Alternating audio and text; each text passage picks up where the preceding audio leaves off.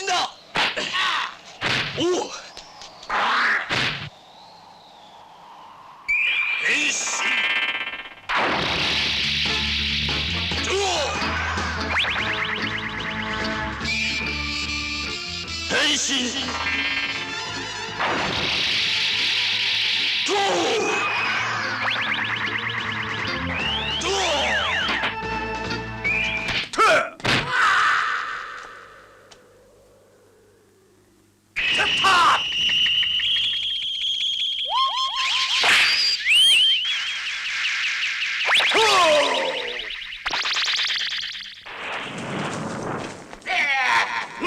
どこ行った？ライダーどこだ？ここだ。X ライダー。 Merci d'être venu à la projection, à cette journée spéciale de Kamen Rider, le super-héros à moto. Et à l'occasion de la sortie d'un Blu-ray, un très beau coffret Blu-ray, édité par notre partenaire Robotofilm, là nous avons le plaisir de vous présenter 6 films repartis en 3 séances pendant tout le long de l'après-midi. Et un grand merci à Robotofilm pour cette collaboration. Et chacune de ces séances sera accompagnée d'une introduction par Fabien Moreau, qui est avec moi, et spécialiste de cinéma japonais, aussi Vincent de l'équipe, Marvin à l'équipe de Tokulture, qui œuvre à faire promouvoir, faire connaître la culture de Tokusatsu, les effets spéciaux. Et une petite précision pratique, là vous pouvez rester dans la salle, pour ceux qui enchaînent 3 séances, vous pouvez rester dans la salle, mais là, une fois que vous sortez, peut-être qu'on vous a fait un tampon à l'entrée, donc vous montrez un tampon à l'entrée, puis vous pouvez revenir. Donc si on ne vous a pas fait un tampon, merci de vous adresser vers nous à l'issue de cette projection. Bon, je laisse déjà la parole à Fabien et Marvin pour bien expliquer le Kamen Rider. Merci. Bien, bonjour tout le monde. Merci d'être venu pour cette session, ces 3 sessions de projection très spéciales de Kamen Rider. Parce qu'on va le voir, Kamen Rider en France, ça a toujours été un petit peu compliqué, donc là c'est vraiment une très belle opportunité. Et donc moi je suis Marvin, je suis président de l'association Tokulture, je suis aussi auteur du guide du Tokusatsu chez Inis. Et donc là je suis accompagné de mon frère Fabien Moreau. Et bonjour, je suis Fabien Moreau, auteur de l'ouvrage Kaiju, Envahisseur et Apocalypse, journaliste pour Mad Movies, Rokirama et Otomo, et vous pouvez me retrouver dans les bonus du coffret de Robotofilm, qu'on remercie encore au passage pour cet après-midi. Mais Marvin, je vais te laisser présenter le personnage de Kamen Rider. Oui, un petit peu, parce que voilà, comme j'ai dit, mine de rien, c'est pas si connu que ça. Est-ce que ici, on ne sait jamais, est-ce qu'il y a des gens qui ne connaissent pas du tout Kamen Rider, qui se sont dit, tiens, c'est peut-être l'occasion. Ou est-ce qu'il n'y a que des fans de moto? Les fans de moto, bon, c'est bien, vous allez être servis. Donc si on devait essayer de résumer, Kamen Rider, c'est une des icônes les plus importantes du super-héros à la japonaise. Ce qu'il faut bien savoir, c'est qu'au Japon, le super-héros, en fait, il est surtout représenté par des œuvres filmées. Donc des œuvres avec des héros forcément costumés, avec des cascades, des monstres, des effets spéciaux. Voilà, tout passe par quelque chose de filmé, par la pellicule, partie d'un spectre un peu plus large qu'on va appeler donc le tokusatsu, qui sont donc des productions japonaises qui reposent sur énormément d'effets spéciaux. C'est un petit peu leur point commun, leur façon de faire, leur vision de la chose. Et les 2 genres qui représentent essentiellement le tokusatsu, c'est le super-héros et les monstres géants, dont un certain Godzilla, qui est un peu le premier, et que vous avez peut-être vu il y a quelques jours si vous êtes passé à la MCJP pour la projection du premier film de 54. Donc voilà, c'est un des héros principaux de ce genre. Il accompagne un certain Ultraman, que vous connaissez aussi peut-être, parce qu'il y a eu quelques œuvres récentes qui l'ont mis en avant, qui est donc un héros qui lui est géant. Mais Kamen Rider, lui, la particularité, en tout cas, c'est que là, il est à échelle humaine. À la base, c'était Toei, donc là, Kamen Rider, c'est Toei, et Ultraman, c'est Tsuburaya. Et Toei, ils avaient déjà fait quelques héros, donc Tokusatsu, donc des œuvres, des super-héros filmés. Mais ils n'avaient pas encore le succès à la Ultraman. Ultraman, c'est vraiment aussi une institution au Japon. On va dire que Ultraman et Kamen Rider, c'est l'équivalent de Superman et Batman. En termes d'image, tout le monde connaît, encore aujourd'hui, ça ne s'arrête pas. Et en fait, voilà, Toei, il il voulait retrouver un succès proche d'Ultraman sans que ce soit évidemment le même concept. Donc en fait, il demande au mangaka Shotaro Ishinomori, qui est un disciple de Tezuka, qui est Ishinomori, c'est un mangaka qui a créé énormément de mangas, je crois que c'est plus de 800 durant toute sa carrière. Ouais, c'est considéré comme le roi du manga au Japon. Il a été hyper productif. Et tout il s'est associé avec lui pour en fait créer un héros qui pourrait marquer un peu son temps, marquer sa décennie. Et c'est comme ça que petit à petit, d'évolution en évolution, ils arrivent à mettre en place Kamen Rider. Ils se disent ça va être un héros à moto. Il va être le concept, c'est que c'est une organisation terroriste qui kidnappe on va dire quelqu'un de très intelligent, enfin voilà, un surjoué, et en fait il capture ces gens-là pour essayer d'en faire des cyborgs, voilà, pour créer leur armée. C'est très classique, c'est l'organisation terroriste qui veut conquérir le monde, très classique. Et du coup, le héros commence à se faire transformer en cyborg, mais par un concours de circonstances, il arrive à s'en sortir, mais il est quand même en grande partie transformé. Donc, il est transformé en Kamen Rider. Et il se dit, là, j'ai même réussi à me libérer, mais je suis quand même transformé, je suis plus trop humain. Je perds un petit peu de mon humanité, qu'est-ce que je peux faire? En fait, il se met en quête d'affronter donc le Shocker, donc la fameuse organisation terroriste, et se battre contre eux. Et voilà, c'est ça qui lance la franchise. Donc c'est avant tout une franchise de série télé. Il y a eu aussi quelques mangas, mais bon, l'un n'est pas l'adaptation de l'autre. Mais voilà, c'est du mix média. C'est ensemble, en fait. Voilà, on retrouve un petit peu les deux en parallèle. Mais c'est vrai que ce qui va surtout vraiment rester, ce sont les séries télé. Et pour Kamen Rider, malgré quelques petites périodes, je dirais, un peu de flottement, de remise en question, où il y a quelques années où il n'y avait pas de série à la télévision, voilà, malgré ça, ça finit quand même par s'imposer. Ça s'est un petit peu réinventé régulièrement, et vous allez voir au travers des films qu'on va voir, que ça s'est donc pas mal réinventé, et aujourd'hui ça devient l'icône qu'on connaît. Il y a toujours des séries qui sortent chaque année depuis 2000, et puis voilà, c'est ça qui fait la base du héros, souvent solitaire, souvent en moto, qui après petit à petit va accompagner d'autres héros, et ainsi de suite. C'est vrai que le caractère existentiel du personnage, c'est une notion qui est propre à Shotaro Ishinomori, qui était quand même quelqu'un de très inquiet sur la remontée éventuelle des extrêmes au lendemain de la Seconde Guerre mondiale. On voyait déjà ça dans Cyborg 009, qui montre déjà une organisation terroriste, transformer plusieurs personnages en humains augmentés, les Kaizoningen, voilà, ou Cyborg. Sauf que là, c'était un personnage de chaque pays. Et on retrouve un peu cette idée-là dans Kamen Rider, sauf que là, c'est un seul personnage unique. Il y a aussi quelque chose d'un petit peu traditionnel dans le fait de voir un personnage à moto, puisque dans les années 50, on avait ce personnage très connu, Gekko Kamen, qui était un héros à moto. Donc l'idée de Kamen Rider aussi, c'était un peu d'amalgamer les deux traditions, la tradition de Cyborg 09 et celle de Gekko Kamen. Et effectivement, là, comme tu as mentionné, la série a remporté un énorme succès. Et du coup, la Toei, dès les années 60, avait mis sur place un festival de cinéma qui s'appelle le Toei Manga Matsuri, qui consistait à proposer aux familles, dans les salles de cinéma Toei, des programmes généralement à base d'animation. Ça pouvait être des épisodes de séries animées, ça pouvait être des nouveaux longs métrages produits par la Toei, et occasionnellement des épisodes de tokusatsu.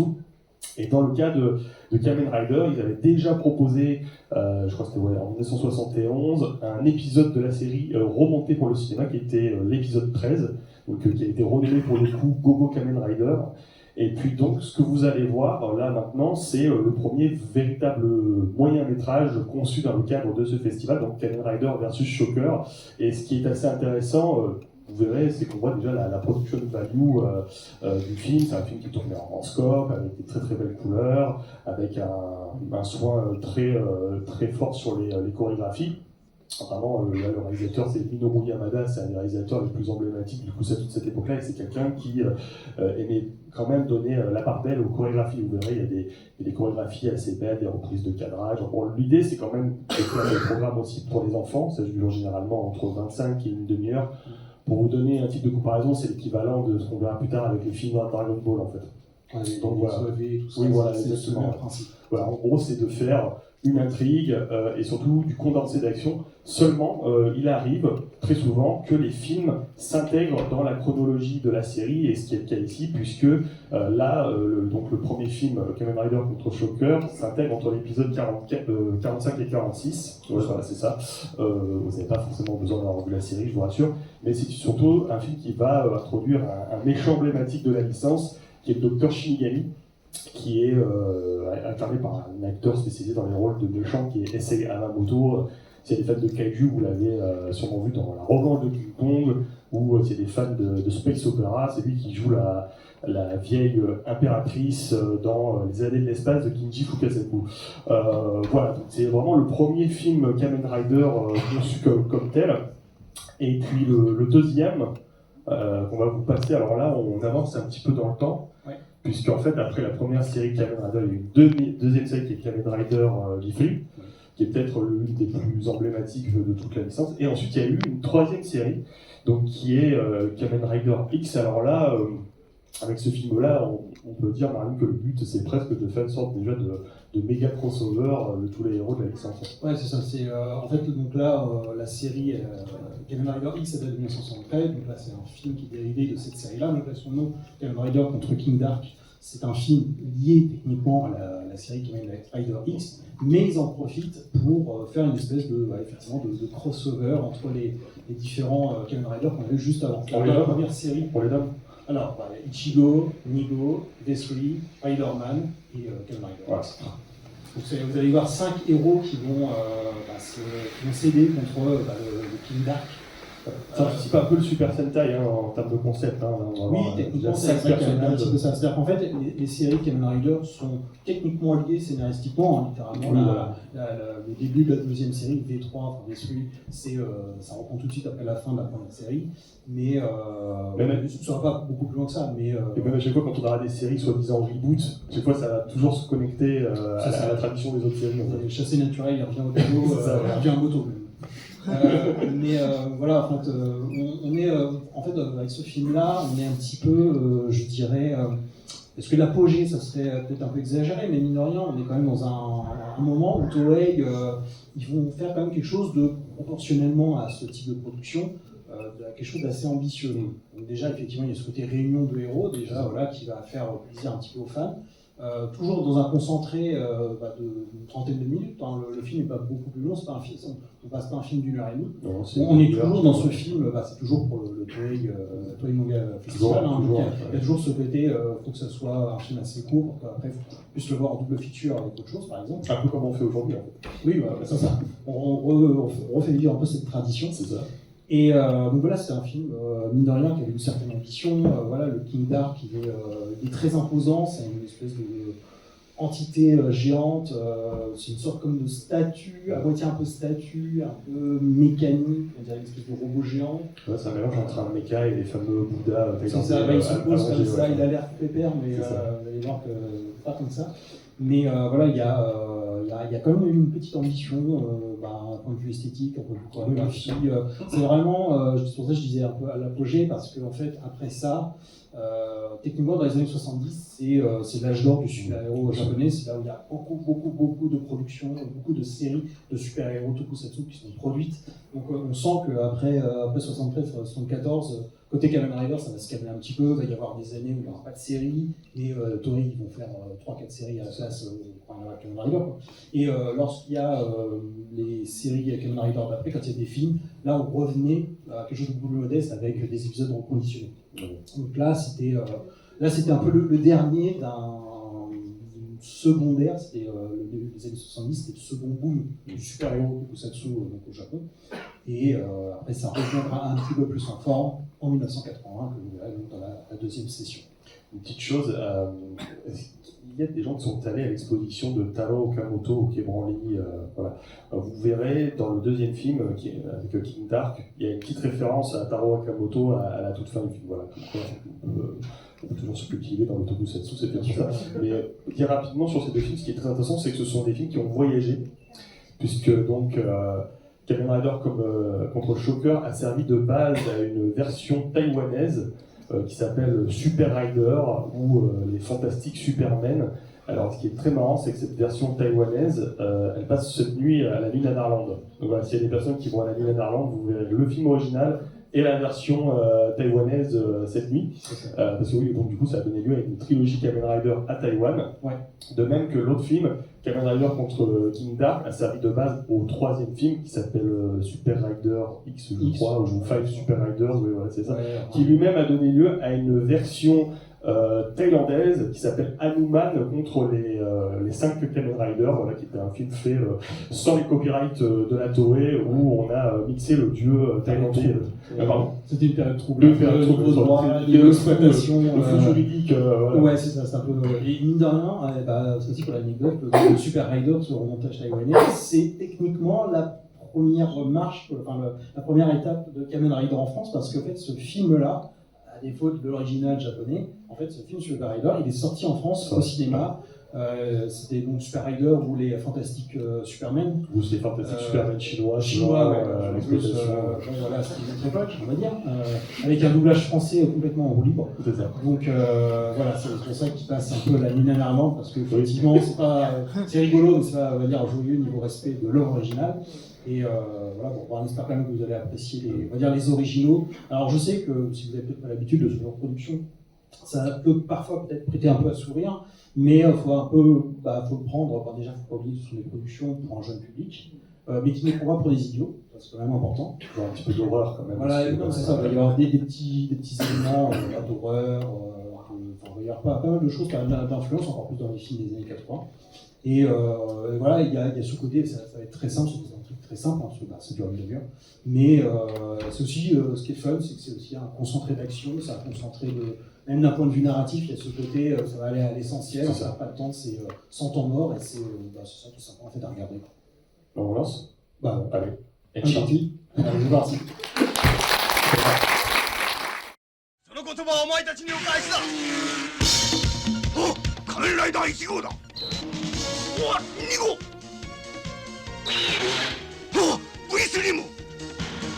俺たちも2号。お、仮面ライダーが8人。2号。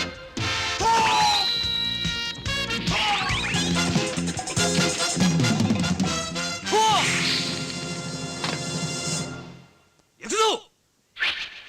変身。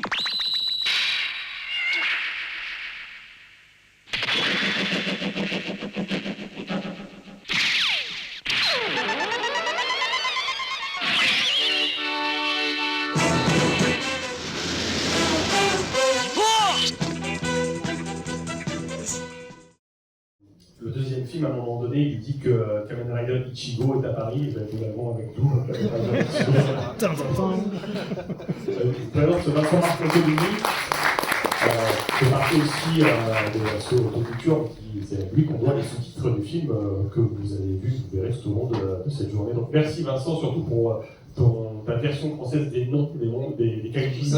Petit chef-d'œuvre, hein. Je pense que tout le monde a été très sensible à la relecture des noms. J'ai entendu les rires, ça m'a fait plaisir, parce que voilà, c'est pas le professeur qui gagne, c'est le docteur Pocher. C'est ça, c'est le docteur Pocher qu'on va prendre maintenant en France. Oui, donc voilà, Vincent Marc-Antonini, j'ai adapté les sous-titres qui avaient été faits par Roboto, et je suis chargé des monstres, et aussi de la science culture, quoi. S'il y a des gens qui veulent faire des imitations des monstres de Shocker ou autres.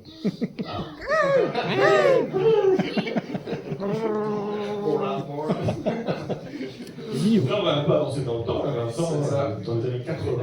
C'est ça, donc on va passer dans les années 80.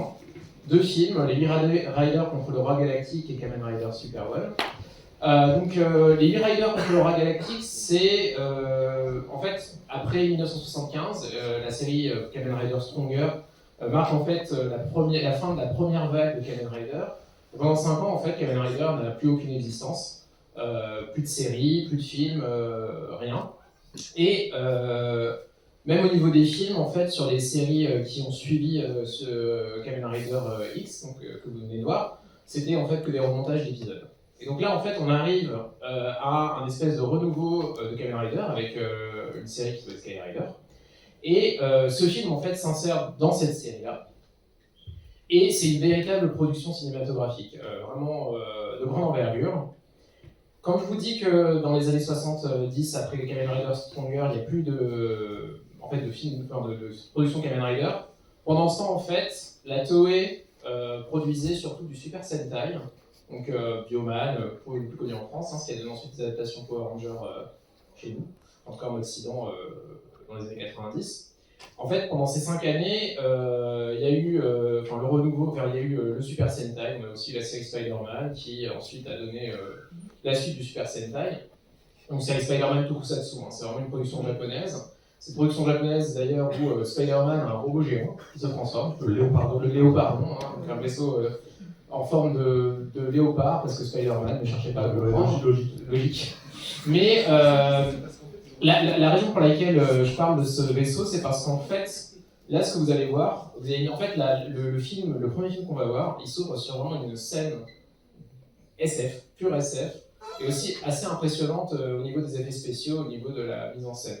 Donc quand je dis impressionnante, c'est, comparez pas ça à 2000 ans d'Odyssée de l'espace ou à Alien, on n'est pas encore dans les mêmes budgets, malheureusement. Quoique l'intention est là quand même. L'intention est là, c'est surtout ça. Mais surtout, en fait, c'est un film qui démontre en fait les évolutions de ce qu'on appelle, ce qui s'appelle toujours aujourd'hui le Tokusatsu Kenkyujo, donc qui est le laboratoire du Tokusatsu, et qui est un studio de production justement d'effets spéciaux qui est indépendant de la Toei, mais qui ne fait presque que des œuvres de la Toei.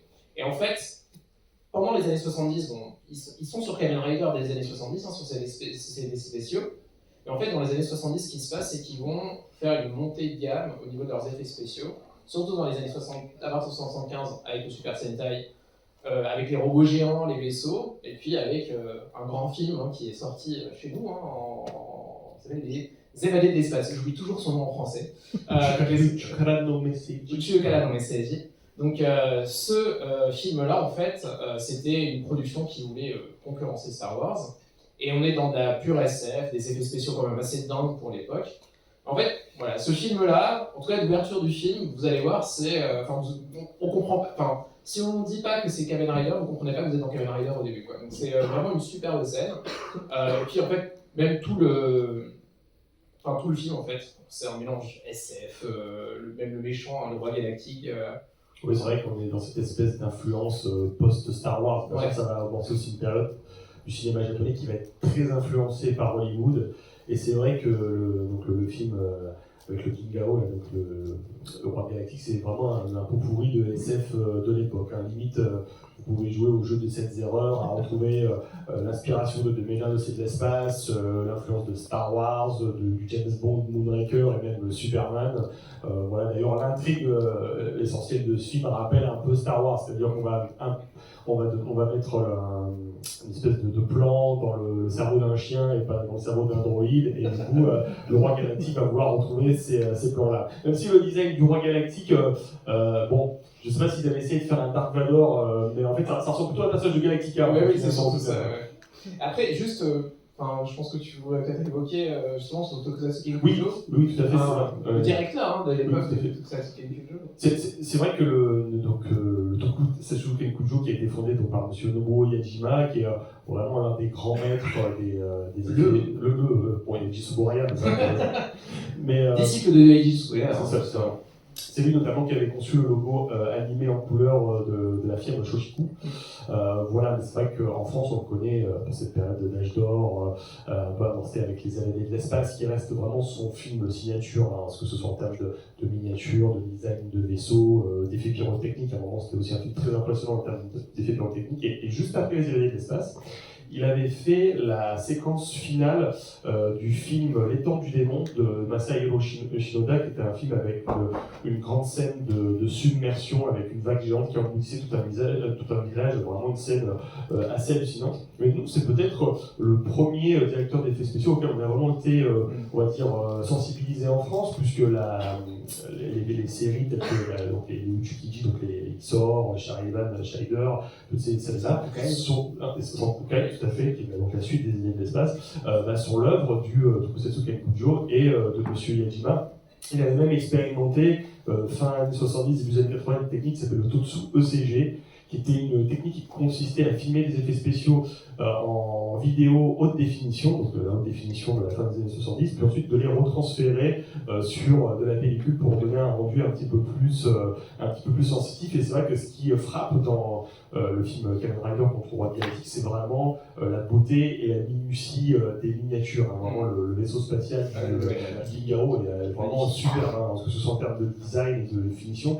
Et c'est vrai que l'ampleur n'est plus du tout la même. On va vraiment sur une très très grande ampleur, et je pense que c'est aussi dû au fait que on est dans cette période post-Star Wars, post-Superman, où il faut vraiment relancer Kamen Rider avec une production de haut prestige, alors que Sky Rider a la possibilité de voler. Et puis surtout, c'est Shotaro Ishinomori, le créateur de Kamen Rider, qui supervise le projet. Et qui fait un petit caméo dans le film d'ailleurs. Oui, champagne. Il est.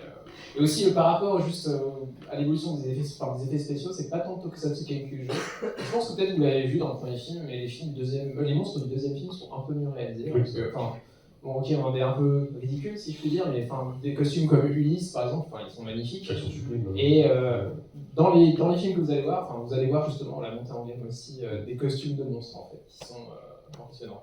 D'ailleurs, et c'est le vrai aussi dans Kamen Rider Super One. Donc je vais faire laisser la parole parce que moi je suis un peu. Alors c'est vrai que Super Rider, que Sky Rider, excusez-moi, c'était un reboot. Et vous verrez que la notion de reboot est toujours fragile dans Kamen Rider, parce qu'il y a un élément à la fin du film qui neutralise en fait la notion de reboot, tout simplement. En fait, vous verrez, c'est là dès le générique. Mais bon, en fait, c'est plus vraiment un reboot, c'est vraiment dans la continuité. Mais alors, l'autre film, Super Rider Super One, pardon. Super One. Alors là, c'est encore autre chose. C'est-à-dire que là, on est dans un mélange de science-fiction et d'arts martiaux. Parce que les films d'arts martiaux dans les années 80, au Japon, de Hong Kong, c'était la folie. C'était l'explosion, notamment les films de Jackie Chan qui commençaient véritablement à sortir au Japon et qui rencontraient un très très grand succès. L'idée de Super One, c'était de combiner effectivement un personnage de Kamen Rider qui cette fois est un survivant d'une attaque d'un laboratoire de la NASA et qui tente de retrouver confiance en lui, de retrouver ses capacités à faire son Henshin en suivant un entraînement Shaolin. Voilà, ça c'est le titre de la série, mais c'est vraiment bien parce que c'est peut-être la première série Kamen Rider qui a embrassé vraiment cette tradition martiale. Et le film, à titre personnel, je pense que c'est peut-être le meilleur film Kamen Rider de l'ère Showa. Peut-être. À titre personnel. J'ai bien vu Rider. Voilà, juste de l'ère Showa, mais c'est vrai que là, c'est vrai qu'on va embrasser complètement la composante martiale du récit, la composante spirituelle du récit d'initiation martiale, et puis surtout, ça va commencer à plonger dans la fantaisie aussi, puisqu'on va suivre un groupe d'enfants. C'est un groupe d'enfants de montagne qui va vivre un parcours d'initiative, un film d'aventure qui, justement, comme vous avez pu le voir, les enfants sont toujours très présents dans Kamen Rider, mais je pense que c'est la première fois où on va vraiment leur donner un rôle actif et déterminant dans la narration. Quoi. C'est pas juste la peluche, là, c'est vraiment autre chose. Et puis, montrer comment il y a aussi une rencontre entre les enfants de la ville et les enfants des terres rurales, en fait, qui vont devoir s'unir pour vaincre en fait ce danger-là. C'est un truc qui rappelle un peu le troisième film de la saga d'Imagine aussi, que vous avez vu, avec ces enfants qui doivent porter sur eux un peu le destin de leur village. Et encore une fois, on va avoir aussi de très très belles scènes d'effets spéciaux sur ce film-là. Il y a encore une espèce de forteresse dragon qui est aussi très belle aussi. Je voulais aussi rajouter un élément par rapport au moine Shaolin et tous ces côtés Shaolin. Vous allez voir aussi au niveau des combats, on n'est plus du tout dans le même type de chorégraphie que les précédents films. En fait, jusqu'à avant ce film-là, en fait, les Tateshi, donc qui sont en fait les chorégraphes des combats, en fait, c'était tout un groupe qui s'appelait le Ono Kenkyukai, et donc en fait, c'est eux qui étaient en fait plutôt orientés film de samouraï, Jidaigeki, donc avec, vous voyez ces mises en scène où ça tourne autour des monstres, c'est des chops, des points, c'est pas, ça a du charme, mais c'est pas aussi dynamique que ce que vous allez voir là, parce qu'en fait, à partir de ces années-là, à peu près, viennent en fait le Japan Action Enterprise, qui s'appelle maintenant, qui s'appelle Japan Enterprise et qui s'appelait Club à l'époque. Japan Action Club. Et donc Japan Action Club, c'est Oma Kenji de XOR, qui est très connu en France en particulier.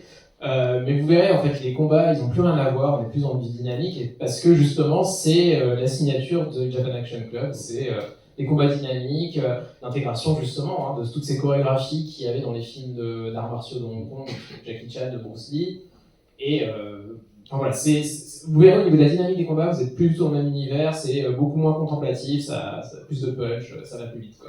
D'ailleurs, vous verrez que le héros, donc le Super One, il a une chorégraphie très spécifique en ce qui concerne son Henshin. Je pense que ça vous parle. C'est Dragon Ball. Voilà, c'est un geste qui a été inauguré par Jackie Chan dans le film Shaolin Wooden Man, qu'on retrouve ici et qui sera plus tard transfusé en Kamehameha de Dragon Ball.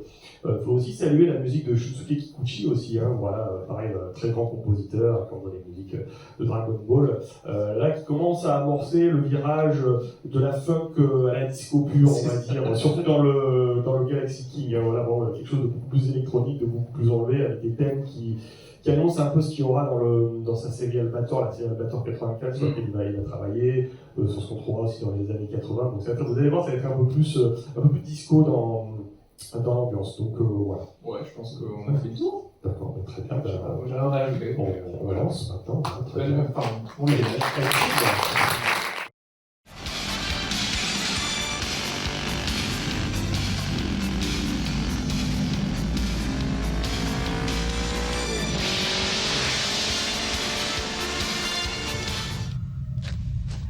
Henshin!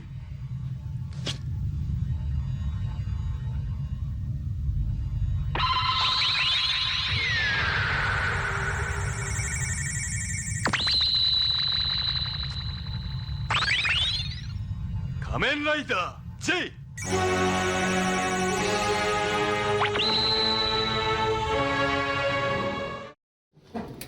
Le site de projection de Kamen Rider, troisième de la trilogie de projection, on peut dire. Là, clairement, on va aller sur le terrain du chef-d'œuvre absolu. Hein, peut-être ce que la saga a fait de mieux, en tout cas un des points culminants de la saga. Et nous avons un nouveau membre de la team Tout Culture qui est là. Je te laisse te présenter. Bonjour, moi c'est Djibril, je suis un membre de l'association Tout Culture. Vous m'avez sûrement déjà vu présenter du tokusatsu, et là je vais présenter du tokusatsu, mais en live cette fois-ci. Et on va parler de Kamen Rider ZO et de Kamen Rider J. Cette fois-ci, contrairement aux précédentes parties, on va quitter l'ère Showa pour commencer l'ère début Heisei, avec les deux derniers films d'une trilogie que le fandom japonais appelle le Neo Rider. Et c'est pas choisi par hasard, parce que après Kamen Rider Black RX, la série de 98, il y a eu une petite pause, une petite pause de Kamen Rider, et il n'y a plus rien eu jusqu'en 92. Il y a eu des diffusions avec des cinémas de la Toei et des festivals qui ont permis de diffuser, qui ont eu lieu des années après. Il y a eu pas mal de films, tels que des films Kamen Rider, dont ces deux-là, ou encore des films tels que Lady Battle Cop, qui sortira bientôt chez Roboto Films.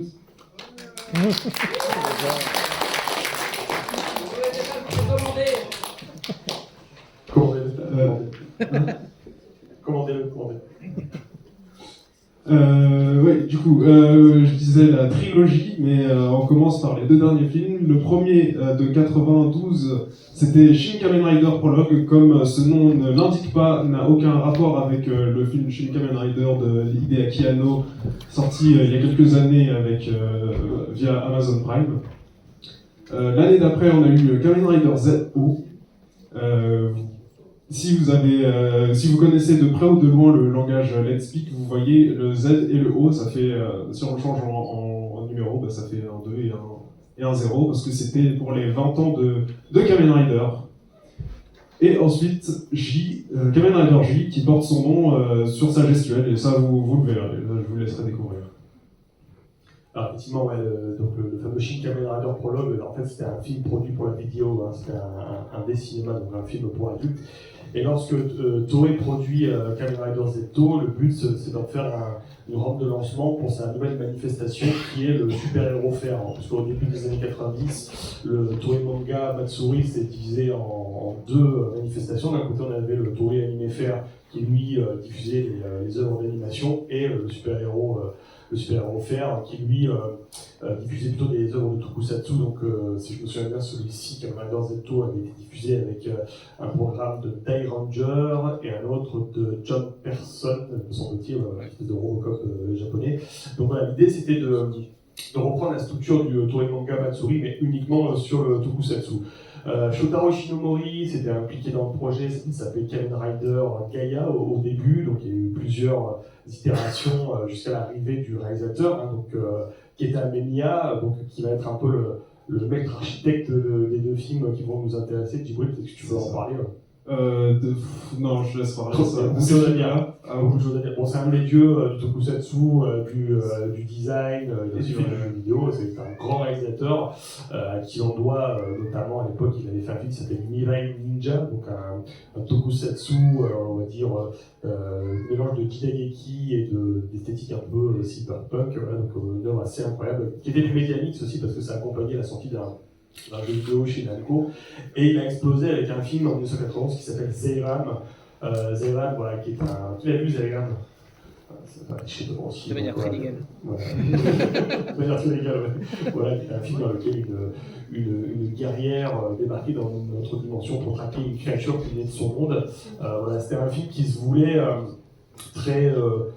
post James Cameron, post Paul Verhoeven, en tout cas post Sam Raimi aussi, c'était une espèce d'agrégat d'influence, c'est surtout un grand modèle d'effets spéciaux qui combinait voilà, toujours scènes de combat ahurissantes, acteurs costumés, et puis beaucoup d'animatronics et de puppets. Donc du coup, oui, pardon. Je voulais juste ajouter que par rapport à Memiya, chez la Toei, il a quand même... il s'est débrouillé avec le film de Jiban. Ouais. Il s'est débrouillé, il s'est même un peu trop débrouillé parce que le monstre qu'il a fait pour ce film, il fait un peu de l'ombre au boss final de la série quand même. Ouais, c'est clair que c'est vrai que les designs d'Anemia sont toujours très organiques ou biomécaniques, c'est vrai, c'est des designs très très imposants comme vous allez le voir là. Aussi, c'est lui le réalisateur principal de la série Super Sentai Jetman, hein, c'est notamment lui qui a sauvé le genre avec cette série-là. Sur effectivement Shin Kamen Rider, juste avant, il était sur les designs, mais aussi sur les scènes de transformation. Et force est de constater, quand vous allez voir Zetto, vous allez pénétrer dans une dimension complètement nouvelle, comme je disais, organique, biomécanique. On revient sur le côté existentiel, Body horror. Très body horror à fond, complètement body horror, mais sans aller vraiment dans la violence absolue de Shin, hein, le film d'avant. Ce qui va être frappant, c'est l'inventivité, la diversité et les effets spéciaux. Notamment, je pense, vous verrez, il y a un personnage de femme araignée qui est quand même assez fabuleux. Il y a aussi un homme chauve-souris qui renvoie encore une fois à Taro Okamoto, dont je parlais tout à l'heure, parce que vous verrez à un moment donné, chauve-souris se cache la tête avec des mains, et on peut voir les yeux dans ses mains. Ça rappelle l'esthétique de Taro Okamoto, au point qu'on peut se demander si Guillermo del Toro s'en souviendra pas dans le labyrinthe de Pan, quand on verra le Sandman, voilà, avec ses mains qui contiennent aussi des yeux. Et puis surtout, c'est un film Zetto qui va rentrer dans la mémoire pour une séquence mémorable, qui est une séquence de combat en plan séquence. À l'époque, Vincent l'avait mentionné, c'était le Japan Action Club créé par Sonic Chiba qui avait repris le relais sur les séquences de combat. Et sous le costume du Rider, on retrouve un monsieur qui s'appelle Chiro Okamoto, qui est un membre du Jack aussi, et qui était déjà le Rider dans le costume dans Kamen Rider Black et Kamen Rider Black RX, et qui là va faire, avec le réalisateur de seconde équipe, M. Kaneda Osamu Kaneda, l'une des plus belles séquences que Tokusatsu ait pu nous donner, c'est-à-dire une scène de combat en plan séquence d'1 minute 40. Pour un acteur costumé, c'était du jamais vu, et jamais un acteur n'était resté plus d'1 minute 40 en train de combattre avec le casque fermé. Donc voilà. Qui voit le film pour la première fois, Kamen Rider Zetto, vous êtes chanceux. Et donc, le deuxième film, Jay, est un petit peu différent. L'idée, c'était de faire une continuité directe à Zetto, mais cette fois, l'idée, c'est de renouer avec les thématiques écologiques du début de la licence. Vous vous rappelez un scénariste vétéran qui est Shozo Uehara, qui était un scénariste sur Ultraman, sur Kamen Rider Black, mais qui était aussi un des scénaristes de Hokuto no Ken. Et c'est vrai qu'on va aller sur quelque chose de beaucoup plus écologiste, mais qui va renvoyer à un aspect très spécifique de Kamen Rider Black, je trouve, c'est la dimension un peu sectaire des méchants. En fait, on va revenir sur des mini-groupuscules comme ça qui veulent essayer de détruire la Terre. C'était plutôt le Gorgon dans Black, mais surtout sur Jay, ils vont tenter quelque chose d'assez fou. Vincent, vous avez parlé de Tokusatsu Kenkujo sur le film qu'on vient de voir. Ben là, ils vont franchir le next step. Là, ils vont s'avancer sur le terrain du Kyodai Hero, donc le super-héros géant, en créant une scène où Kamen Rider Jay devient géant. Alors ça, c'était sujet controversé à l'époque parce que... Est-ce que Kamen Rider peut être un kaiju? Exactement, voilà, c'est un peu ça la question. Alors il y avait déjà un élément de réponse dans un programme qui avait été fait un peu avant, qui était Ultraman versus Kamen Rider, voilà, qui était un événement anniversaire pour les deux licences où ils se sont permis une petite scène où Kamen Rider devient géant pour affronter Ultraman, mais bon, c'était vraiment pour faire plaisir aux fans. Là, ils vont créer vraiment toute une scène, tout un dispositif, donc le Tokusatsu Kenkujo, autour du fait que Kamen Rider puisse grandir. Et donc là, c'est le retour de monsieur Yajima qui là, il va être assisté par monsieur Hiroshi Butsuda, qui est on va dire, le grand tenancier actuel du Tokusatsu Kenkujo, pardon. Et ils vont créer, je pense, une scène qui fait entorse à la règle de Kamen Rider qui ne doit pas grandir, mais qui va être, je pense, un des points culminants des deux films qu'on va voir. Voilà. Est-ce que Kamen Rider peut devenir grand? Est-ce que Kamen Rider peut voler comme Sky Rider? Ça, au final, on est là-dessus. Puis on verra que comparé à l'ère Showa, il y a eu... plus on avance dans les films et dans les années, on voit l'évolution des scènes de maquettes, tokusatsu, etc. Et même en termes de design de monstres ou dans les scènes de transformation, on voit la différence. L'évolution, c'est vraiment magnifique. Et on n'est plus sur des transformations épileptiques comme au début. C'est vrai, tu as d'autant plus raison que M. Amemiya avait demandé de ne presque pas utiliser de zoom. Il voulait faire des prises beaucoup plus longues, de privilégier les travelling ou alors les mouvements de caméra subjective comme on voit dans les Evil Dead de Sam Raimi, plutôt que d'aller dans le zoom parce qu'il voulait vraiment conférer une valeur purement cinématographique à ces films. Voilà. Est-ce qu'on peut ajouter Djibril Le générique de fin de Zero, genre la chanson culte. Oui, c'est vrai que c'est la chanson. Vincent me dit que la chanson de Zetto et c'est Infix. Pour le groupe, c'est ça, c'est Infix. Vous verrez, je pense que vous allez voir enlever le générique de fin de Zetto. Donc voilà, oui. Amusez-vous à reconnaître les caméos du Japan Action Club dans Zetto, si vous en parlez. Oui, il y aura. Non, j'allais le dire justement. Mais non, il y a des acteurs que vous avez sûrement vus dans du Tokusatsu et vous allez le voir, quoi. Et j'espère que vous avez encore de l'énergie pour cette dernière partie.